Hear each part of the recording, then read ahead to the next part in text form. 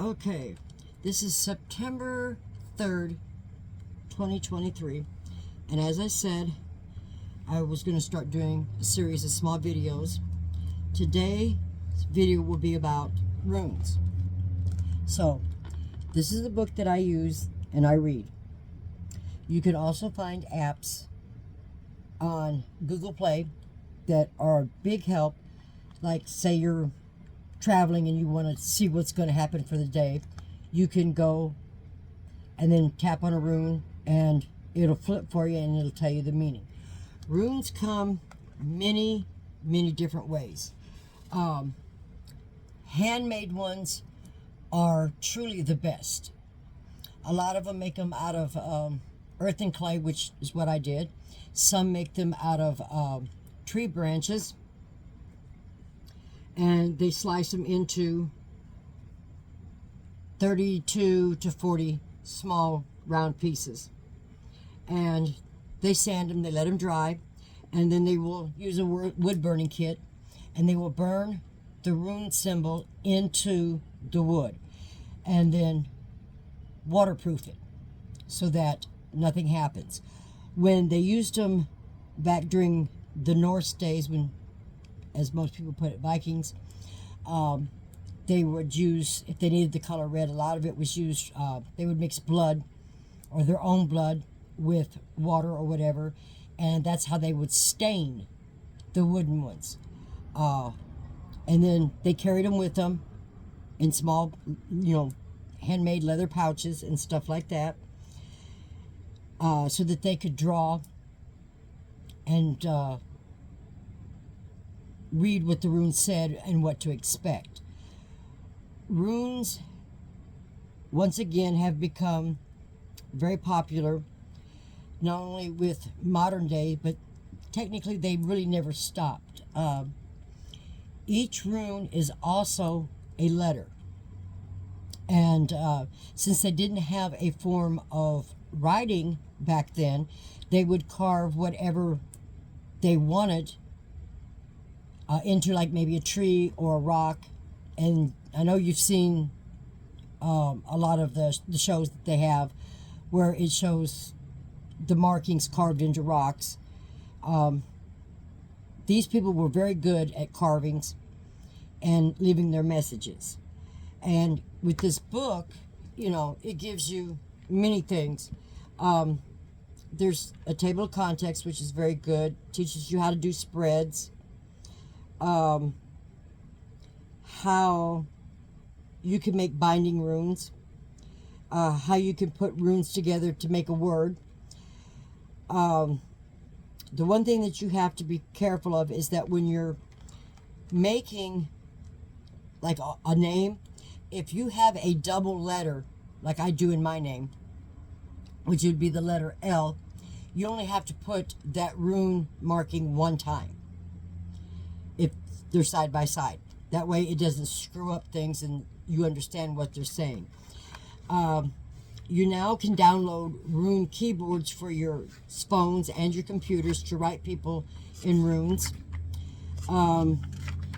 This book consists of, let's see, like in part one, it's, what are runes? What are the Elder Farth, or Elder, however you want to say it. Rune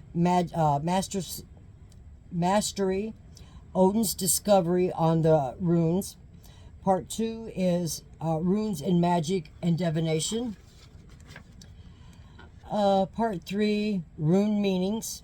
It'll give you each rune and the meaning and which ayat that they're supposed to be in. So if we go to that, page 70, I hope is the right page.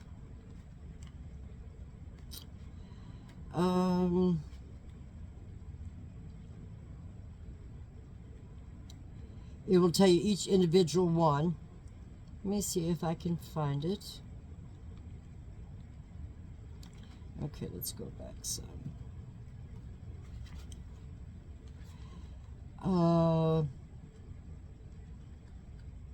Yeah, here we go. this is how they ended up doing it. You have Freya's group, which consists of 8 that go under her. You have Hegel's, which also consists of 8, as you can see. And then you have Tears, and what goes under his. It's pretty neat, because you can do your runes this way and line them up and learn how to do them. And each one, will, you know, comes with a definition.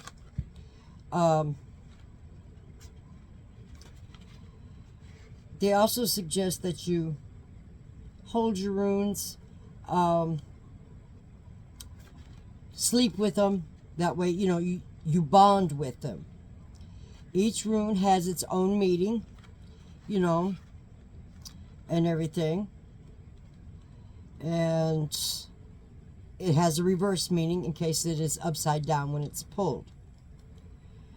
There is one that it's called the blank, and it can be pretty much whatever it is you want.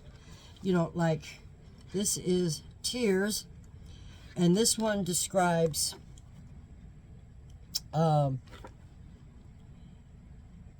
rune number, the symbols, the associated colors for each one, the associated deity, the astrological symbol for who it's for, what element influences it, and the mixed magical correspondence. So it would be like bloodstones, hematite, coral, oak, sage. So this chart is very, very helpful when you're looking at it, so that you know exactly. Here would be the names, the symbols, and then so forth, you know, who they're associated with, colors, astrological. So it's a good thing to learn these as well. When you pull runes, as I will show you, the book here, you have what is known as binding runes. Okay, binding runes are runes that are put together, anywhere from 3, maybe 2 or 4, doesn't matter, runes together to make one binding rune that whatever you're looking for, like for protection or something like that. Now, I made mine rather large, depending on what I need them for. And these are my combinations of what I made them for. And I probably should have wrote on the back what each one stood for. But as you can see, it's a combination of mini runes and stuff. These are made out of earth and clay, which you can get at Hobby Lobby in I think it's a 10-pound box. It's not a bad price. And you cut them to the shape that you want. You carve in. I used a toothpick, or you can use whatever to carve the meaning into the rune. I like these when I'm doing specific types of readings, when I have to use runes, because I can lay them out and for what I need them for. Then I know some people have asked me what was on my hands, and I had runes tattooed into my fingers. This one here would stand for the All-Father, which is Odin. This one stands for Thor. This one and this one stand for protection and strength or wisdom. This one, the upright arrow, stands for Tyr. This one stands for Loki. These are my 4 main deities, these 4 here. I don't have any female deities except for Freya. And so, boy, getting that all over.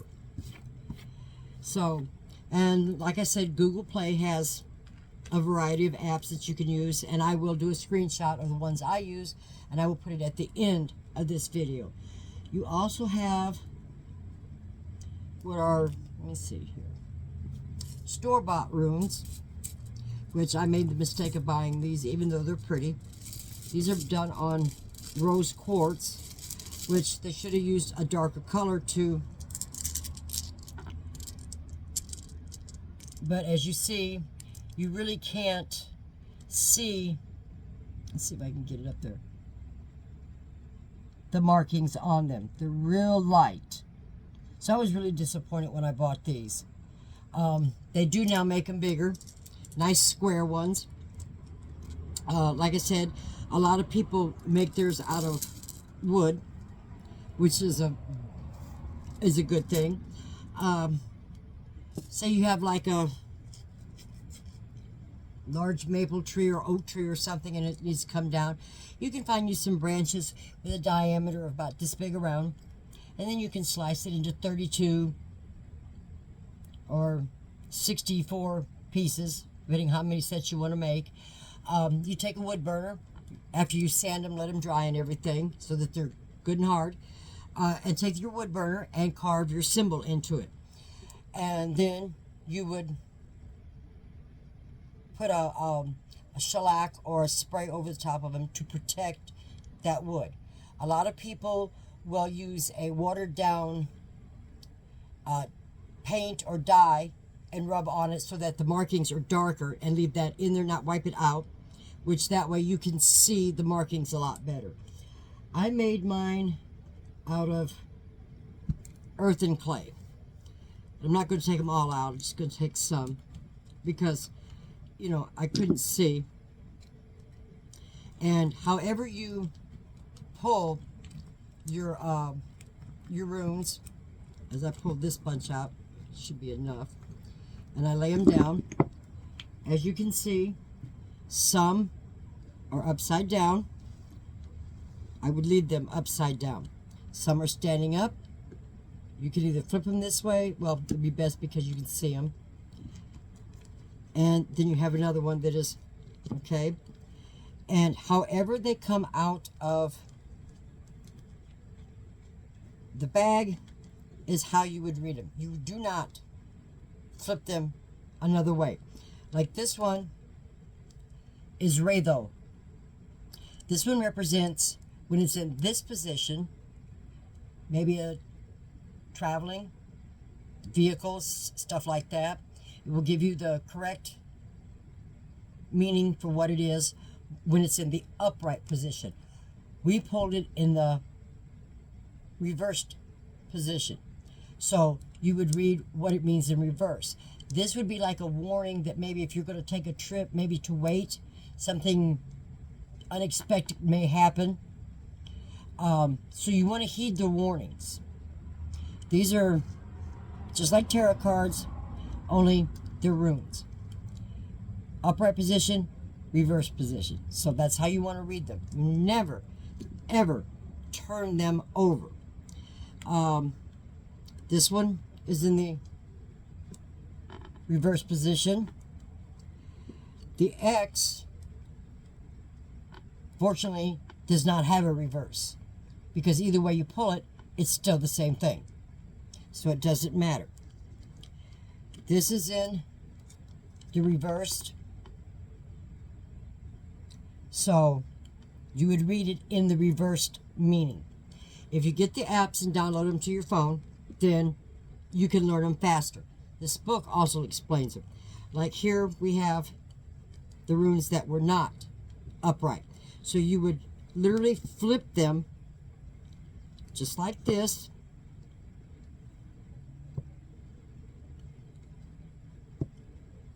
Okay. This is a reversed. This is non-reversed. This is in the upright position. This is another one of those that it really doesn't matter, because it only has one meaning. It's just a straight line. This one is a little harder to explain. Now, it's just a diamond shaped. So, let me see if I can find the meaning for it. They left it blank, so I'm assuming that if you lost a rune or something, you know, you could carve or paint in that particular one that you lost. This book may not have that one, so let's see. It also gives you the elements that it's associated with.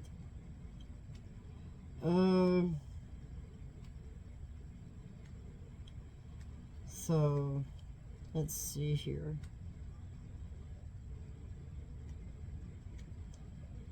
Like I said, that one may not even be in the books anymore.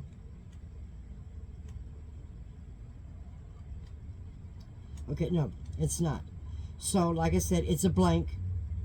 You can pretty much associate any meaning that you want with it. Or if you lose one, then you can use this to replace it.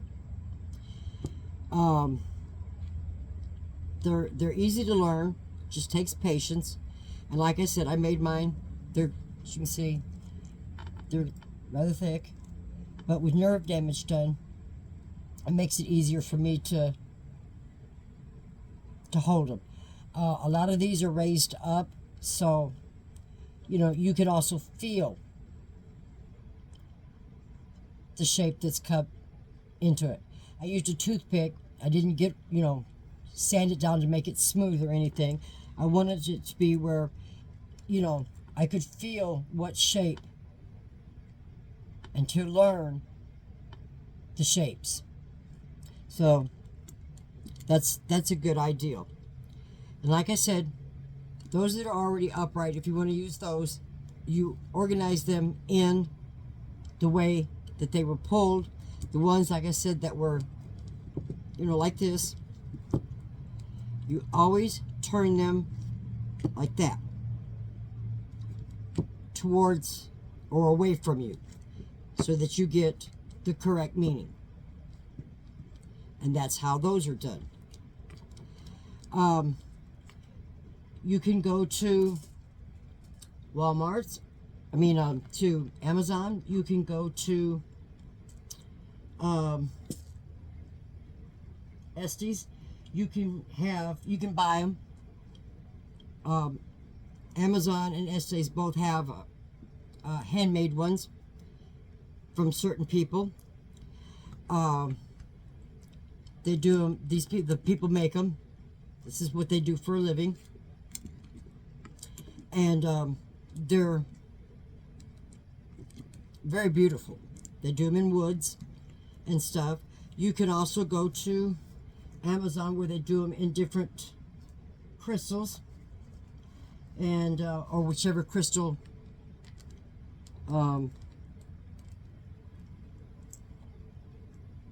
catches your eye. Like I said, I made a mistake with buying mine. I've never used them. I just keep them in a bag. Then, like I said, you're buying runes. You can Google those on different things on the runes, what binding runes stand for. I recommend that you do, or if you do a binding rune, you make up your own. Don't use somebody else's, because it may have a totally different meaning for them than what you were looking for. You can also put those into wood or the clay, and then if you do it on the clay, just use a toothpick to carve the marks in like I did.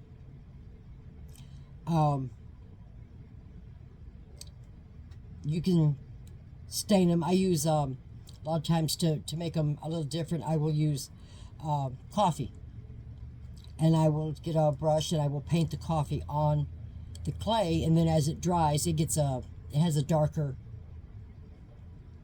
look to it. On the wood ones, like I said, you know, you cut them into round pieces, and then you sand them and you let them dry. Takes about, I would say a good week if you keep them in the sun to let them dry out. Then you take a wood burner, or if you have a wood carver tool, you can carve your runes into those. Same with the binding runes.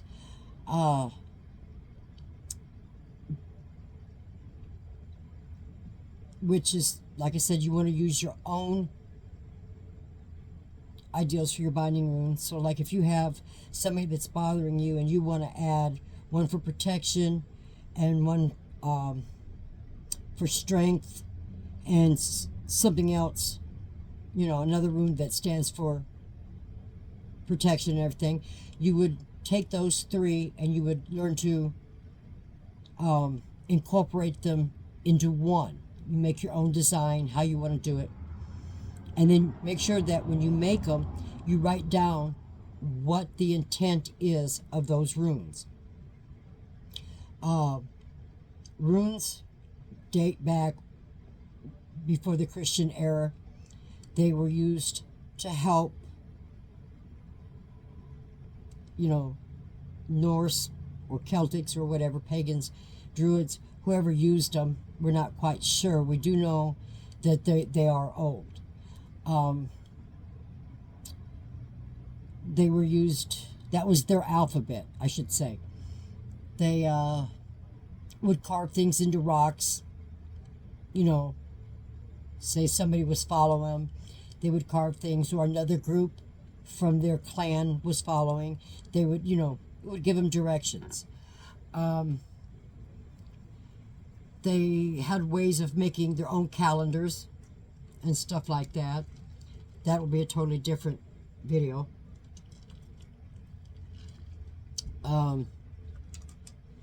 They would make their own personal runes. They would use their own blood to make the rune marking come out, and they would water that down, which made it more personal, because using your own blood, it soaks into the wood and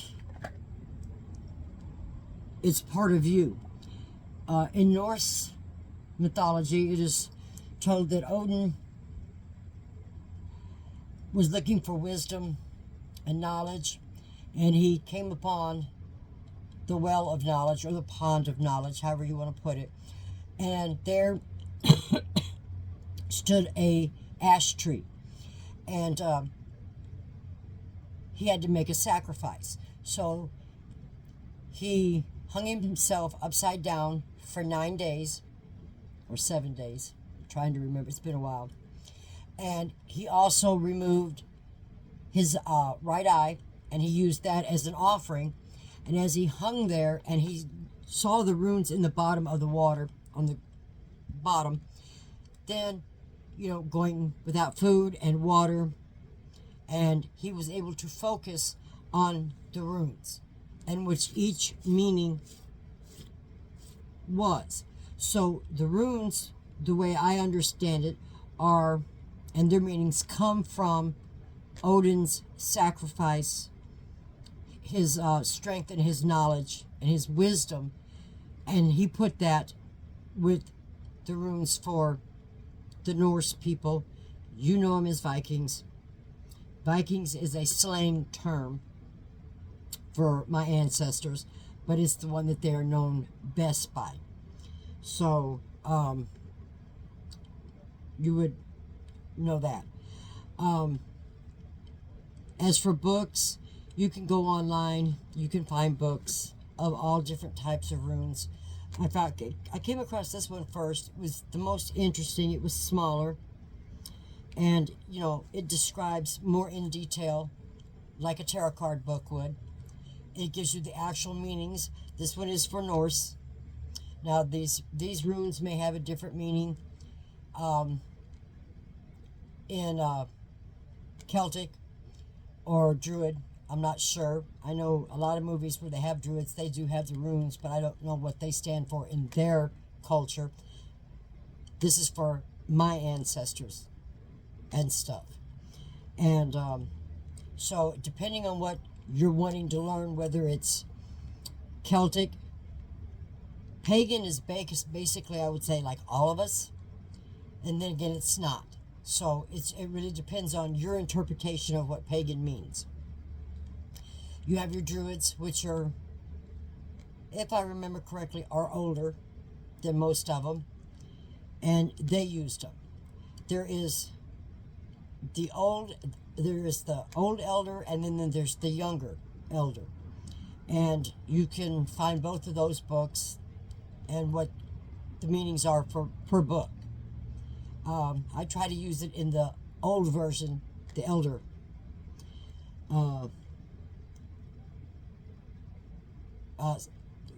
definitions.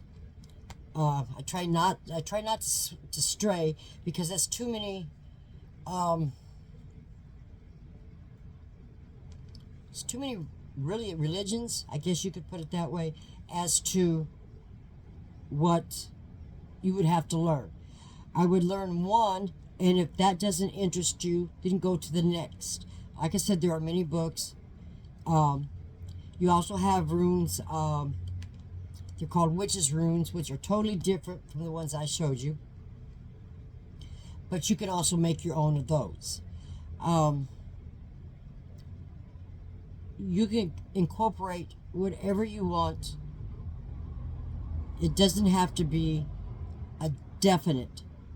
If you're more into the Celtic than you are the Norse, that's fine. Or if you want to combine the two of them, that's fine. But before you start doing them, read up on each one. Learn the definitions of what each group is. Like I said, if I remember correctly, the Druids are the oldest. And then you have your Celtic and your Norse. And pagan, that just kind of lumped everybody in together. Whether or not it was separate, I don't know. That's where 95% of your Christian holidays come from, is from the pagan religion. So, a lot of people get upset when I say that. But if you look it up and you research it, you will find that, yes, that is the truth. Yule is for Christmas. Oyster is for Easter. Samhain, or however they want to pronounce it, is for Halloween. And so, you know, they're symbolic symbols. So, you know, that's what you want to do. Like on the altar cloth that I have, it's got the Celtic, I guess knots, or whatever you want to call them. It has the 3 for the mother, the maiden, and the crone. It has water, earth, and air, body, mind, and soul. They do not put a fire element on this one. I don't know why. It stands for rebirth, life, and death. A lot of people use it for just tarot card reading. It gives you your zodiac symbols on each one, the month. Okay, so you know which is which. Let's see.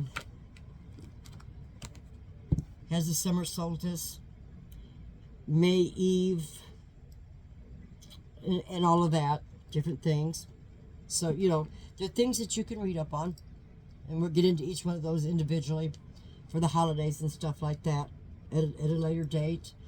When you're doing a rune reading, after you've become familiar with your runes, like I said, put them in your pockets. You know, that way you can play with them while they're in the pockets, or you can put so many underneath your pillow. I would recommend 1 to 2 for 2-3 weeks, and that way you get a feeling, you bond with them. You can put them in your hands and just carry them around and bond with them, and try to make a connection with the rune that you know, if you're feeling something with it. It's a very good way to familiarize yourself with them, and it gives you a truer meaning Just like, you know, if you would with a tarot card. You take your tarot cards, you put one in your pocket, you carry it around, you look at it, you look at all of the symbols and everything, and you concentrate on it. Same with the runes. Same with your binding runes. Concentrate on them. I cannot say this enough about binding runes. You do not want to use somebody else's. So if you look them up on the internet, you go, oh, I like that one, but it doesn't have the meaning for what you want particularly, then you go through each and every individual rune marking. You read what its meaning is and what it is for. Then you draw it on a piece of paper or however you want to do it with the meaning, and then you go and you in search of a second one or a third one, and then you write each one of them down how you want this to do. I tell people to print out the individual runes with their meanings. Do not play with the or use the ones that are already for binding runes that are already made, because like I said, they're for totally different reasons. And then you learn how to incorporate the ones that you wrote down. So if you've, you know, found 7 different runes and stuff, you could make 3 individual binding runes. You put 3 together, another 3 together, and another one which would have 4. Doesn't specify. There's no law or rule that tells you how many individual ones you could make. I recommend no more than 3 at a time. It's easier to work that way. Some people use 2. I've seen some that have made some very extravagant ones out of 8 or 9 runes. And then they use just that one particular binding rune, maybe in their bedroom, set it on the table next to them or whatever. And, you know, that's totally up to you which way you make it. Like I said, you know, make your own, or if you should happen to go to Amazon or Este, and you see something that you like, and it calls to you, or you feel something while you're looking at it, chances are that's the set that you need. Just like when I bought the rose ones. You know, they called to me. I liked them. The picture was very deceiving. If you go to Amazon and you see the square ones that they've made with the symbols cut in, click on them and then read the dimensions. Some will look like they're fairly big, but they only end up being like a 1/4 inch by 3/4 of an inch. You really can't see them. You want to try to get one that's at least an inch, inch and a half wide, and maybe an inch, inch and a half long, so that you can really see the details in it. Some of the new ones that are coming out, they're going to more of the square ones that they've engraved, with the contrasting colors. You might see green ones with white markings, which is very good to see, or silver or gold, which are good. The darker the stone, the lighter you want the markings to be. So if you're buying like a stone in obsidian or hematite or something like that, you want to make sure that the marking is done in silver or white, because you can see it. If you get a lighter color stone, then you want, I mean like rose quartz or clear quartz, you want to try to stay with a dark, and I mean a dark marking, like black, so that you can see it. When you get them home, the first thing you do is that you sage them really good. You put them near you, all of them at one time, so that they learn to trust you. You can put a selenite wand in them. You know, it doesn't have to be this big. This one sits on my altar at all times. But you can get selenite wands that are individual. They're, you know, pretty good size. Let's see, did I put one? Yeah. You can buy these, which are really good. They're a nice thickness. As you can see,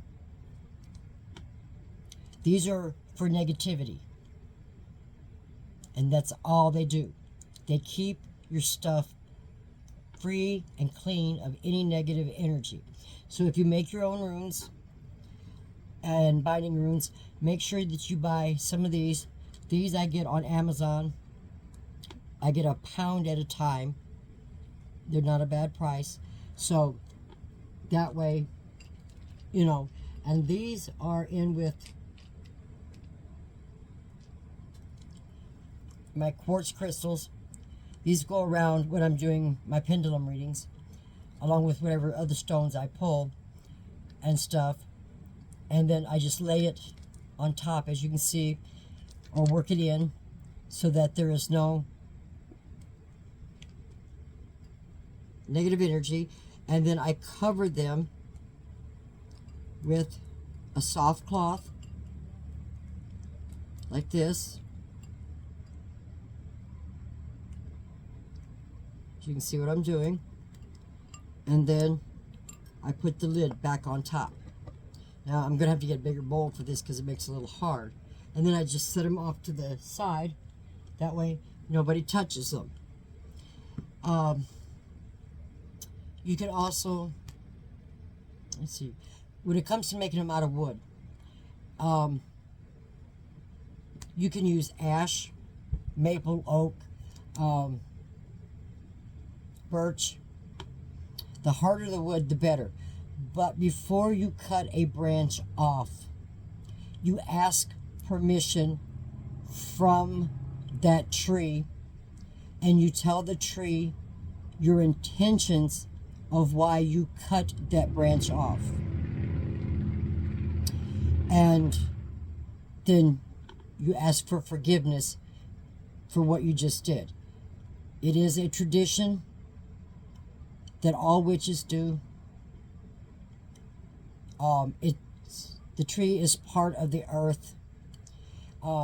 If you remember in the movie Avatar with their tree, everybody was connected to that tree. It's the same thing nowadays. Trees are connected to the Mother Earth. The power runs through the roots into the trees. Some of these trees have been around for hundreds and hundreds of years, and you don't want to abuse that gift. And trees are a gift. So if you see a tree that you like and it has the proper you see a branch, you think, oh, that would work, then you would give an offering. You can do it with food. The gods like heavier stuff to drink, like ales and stuff like that. You know, if you're a person that drinks, you could, you know, take a shot of whiskey out and make up a plate of like meats and sweets and put it at the tree. Tell the tree your intention. Wait till the next day. Remove the branch. Make another offering for your apologies. Very good to do that. And then, like I said, you would let that branch dry out. Cut it into smaller. Excuse, we have people screaming outside, which is ridiculous. Then, like I said, cut your branch. Just cut it into slices like you would salami, you know, or the summer sausages and stuff. Make it in the size that you want, and the thickness, the round. Let each piece soak in some clean water to get any type of impurities in it. I recommend sea salt water, and that would help get any like little bugs and stuff that may be in the wood out. Then lay them in front of the sun on a clean cloth. Let them sit there for a week or two so that they're out completely dry. You will be able to tell by the sound.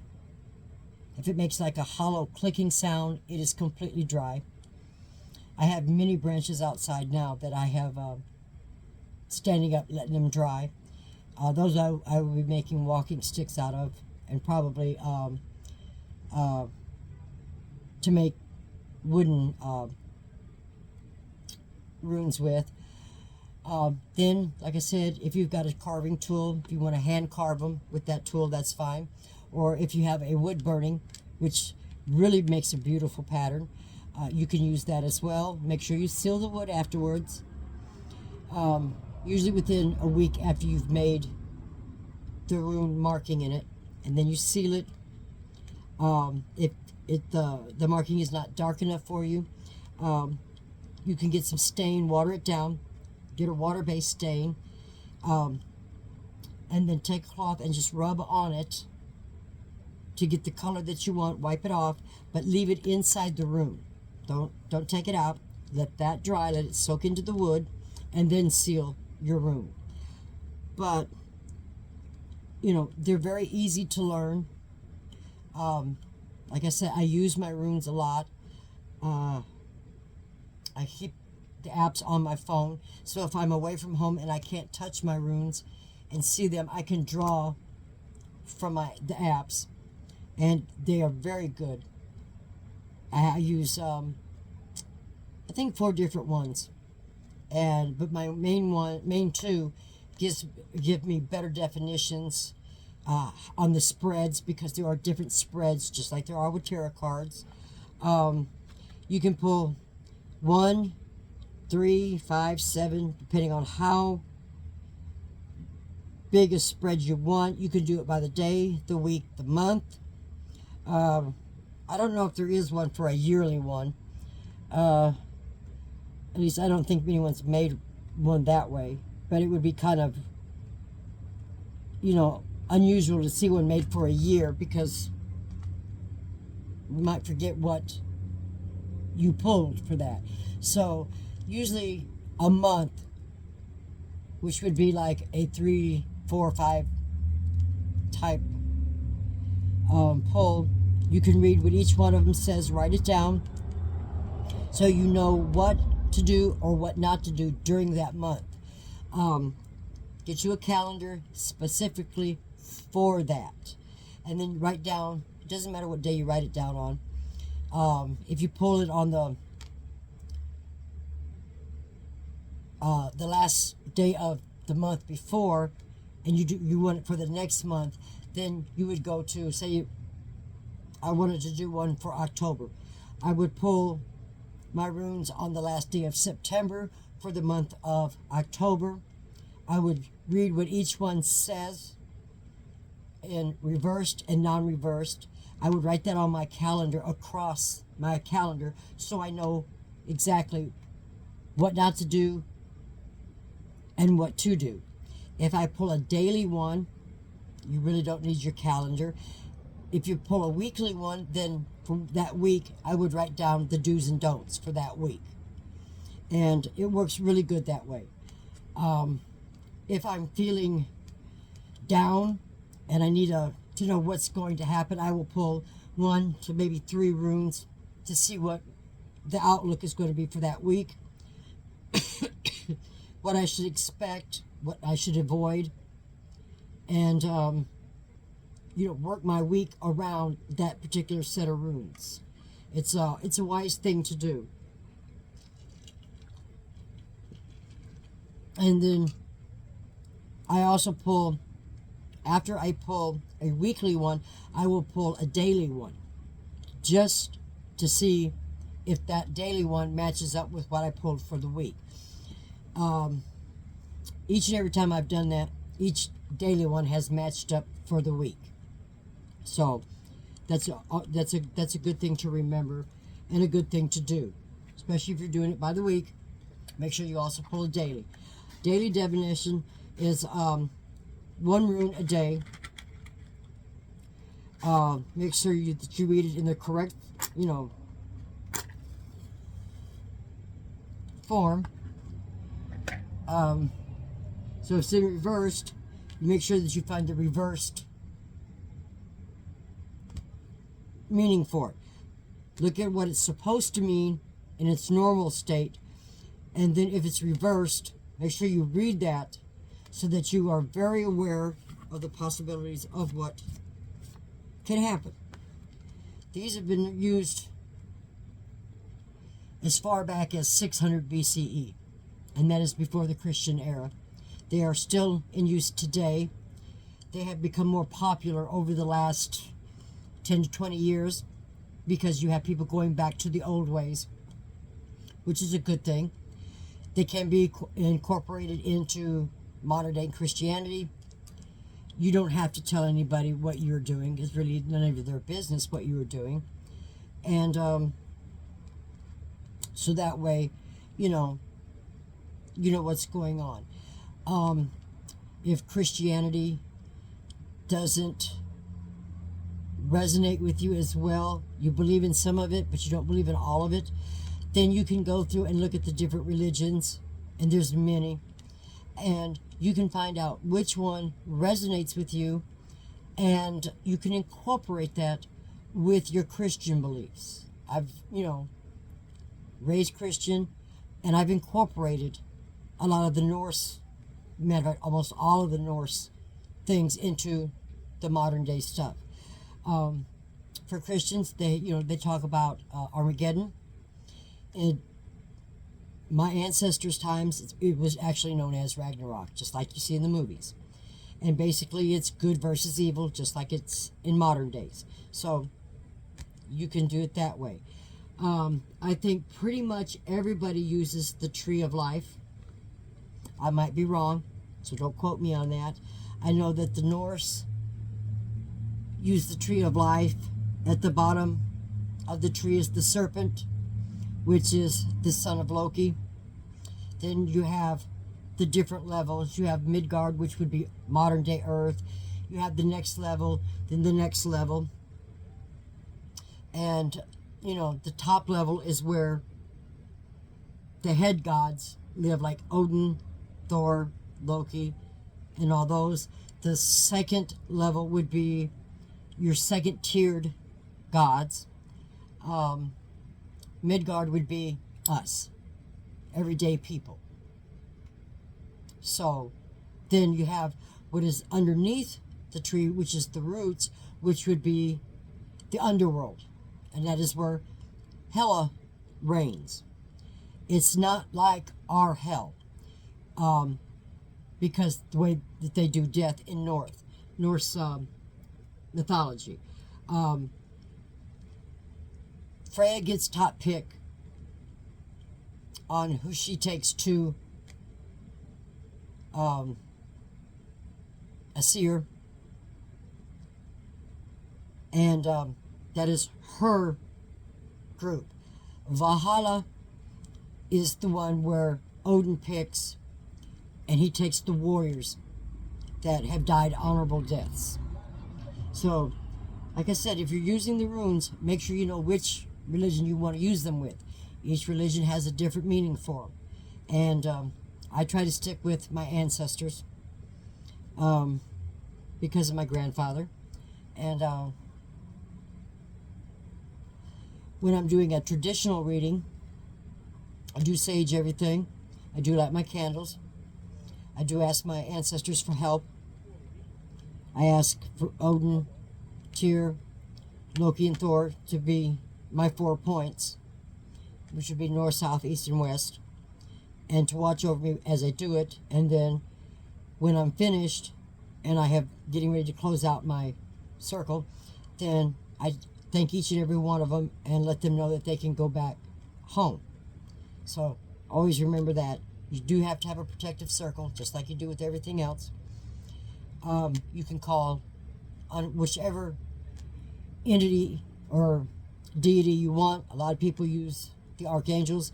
A lot of them use the Greek gods, Roman gods, or whatever. If they know their ancestry, they might use the gods of their ancestors, like I do. My sister uses the same. She's more Celtic than she is anything, so she leans more heavily towards that. And so we kind of incorporate each and every aspect of our lives into the readings.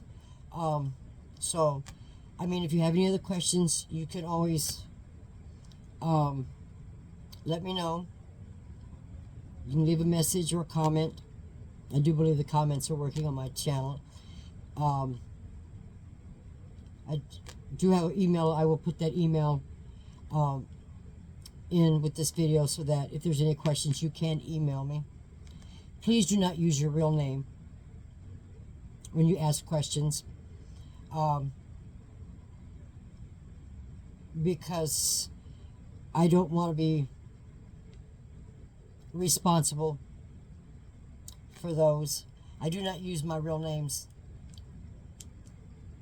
in my readings. If you've watched my readings, I go by the witch, and that's it. Or OdinsMistRaven, or MistRaven, I should say. So I do not use my real name. If you do email me, I will try to get back to you as soon as possible with an answer, even if I have to look it up. So don't, freak out if it takes 2 or 3 days, because it might be a question that I have to look the answer up for you. And I can tell you where to go, what page or what website to go to. But please do, when you're doing the runes, always remember which ones you want to use, what type of material you want to use, whether you want to buy them already made or if you want to make your own. If you buy them already made, make sure that you sage them real good, and then, as I showed you, put a selenite wand in with them so that it gets rid of all negative energy that's inside them, because the people who make them, most of them are, especially if you get them off of Estes, are very good people. I know a lot of them that sell stuff there. So, like I said, they're handmade. They try not to put any negative energy into them, but they also recommend that you use selenite wands or sea salts or something like that. Put a circle around them, sprinkle sea salt over the top of them and stuff for a while, and do it that way. When it comes to selenite wands, the most important thing that you must remember, and always remember, is that they dissolve in water, and they become highly toxic in water. They're not toxic in the form that they are in. As you can see, I handle it. It is not toxic. So you have no problems. If you were to put this into water and it starts dissolving, especially the raw ones, this one has already been tumbled and polished and stuff, but the raw ones put into water will absolutely dissolve. And you don't want that with whatever you use, your runes, your handmade ones, soaking into your runes, because then you have ruined everything, and you will have to rebuy or remake every last one of them. So always remember, just lay them on top. Do not put them around water. Nothing. That selenite wand is made like it is to set on top like that, to cast out negative energy. And a lot of times I will do this, especially if it's a book or a large set. I will roll it different directions. If I want to, I will take maybe 4 or 5 selenite wands, put them end to end, and I will make a selenite square around it to also extra support for negativity, to get rid of it. But like I said, that's basically what you do. Any questions? Like I said, I will put my YouTube channel email in the description, so that should you have any questions, you can email me. Give me 3 to 4 days to get back to you. If I cannot find an answer for you, I will ask somebody. If they don't have an answer, I will let you know what's going on. And to not lose hope, I do not delete my emails like that. And I will keep searching until I find what it is that you are asking. So with that said, guys, buy your books, read up on them, learn your groups of which god or goddess each one is in. Put your runes in those groups so that you can really understand them. Read everything that you can. That's why I recommend this book, most of all, this one, because it gives you the astrological signs, it gives you the numbers, it gives you the colors, it gives you everything that you need to know about that rune in reverse and non-reversed. Upright and reversed are the two things that you have to remember. And that way, when you study the charts for each of the three that they give you, for Freya, Tyr, and Hail, each rune is categorized with a number, a color, an element, a meaning,